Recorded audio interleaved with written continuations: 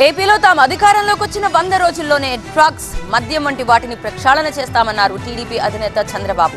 రాష్ట్ర భవిష్యత్ కోసమే టీడీపీ, బీజేపీ, జనసేన పొత్తు పెట్టుకున్నాయని తెలిపారు. కుప్పంలో తనకు 1,00,000 ఓట్ల మెజార్టీ ఇవ్వాలని యువతను కోరారు. తాము వాలంటీర్లకు వ్యతిరేకం కాదని, అయితే వారికి మరింత మెరుగైన శిక్షణ ఇచ్చి ఉపాధి కల్పిస్తామని చెప్పారు చంద్రబాబు. ఇప్పుడు డ్రగ్స్ తీసుకొచ్చి మీ జీవితాలు ఆడుకుంటూ జాతిని నిర్వీర్యం చేస్తూ నాశనం చేస్తూ డబ్బులు సంపాదించుకోవాలని ప్రయత్నం చేస్తున్నారంటే చాలా బాధేస్తుంది. మేము మాట్లాడి తిరిగి మా మీద ఆరోపణలు చేస్తున్నారు.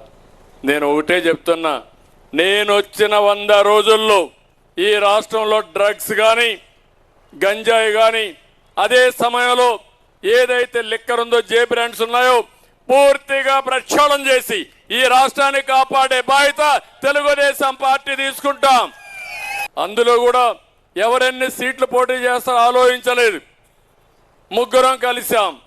కొంతమంది నన్ను అన్నారు మీరు ఎక్కువ సీట్లు ఇస్తున్నారని, కొంతమంది పవన్ కళ్యాణ్ గారు అన్నారు మీరు తక్కువ సీట్లు తీసుకుంటున్నారని, కొంతమంది బీజేపీ అన్నారు మన జాతీయ పార్టీ ఇంతేనా ఇంకా ఎక్కువ తీసుకోవాలని మాట్లాడారు.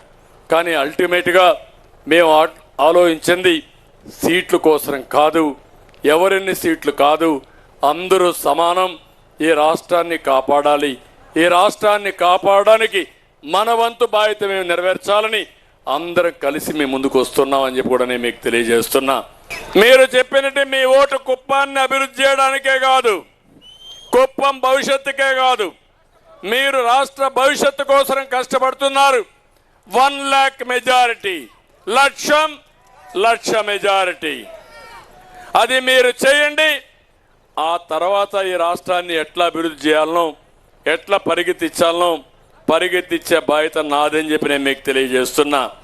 ఈ 5,000 కోసం తప్పుడు పనులు చేసి వీళ్ళు చేసిన తప్పుడు పనులతో మళ్ళా మీరు జైలుకు పోయే పరిస్థితి తెచ్చుకోవద్దండి. మీరందరూ కూడా నిర్మోహమాటంగా ఉండండి. మీకు అండగా నేనుంటా. ఉద్యోగాలు తీయం, ఇంకా అవసరమైతే మెరుగైన ఉద్యోగాలు ఇస్తాం. తర్వాత మెరుగైన క్యారియర్ మీకు ఇప్పించే బాధ్యత తెలుగుదేశం పార్టీ నేను తీసుకుంటా. వాళ్ళు కూడా సమాజంలో భాగమే.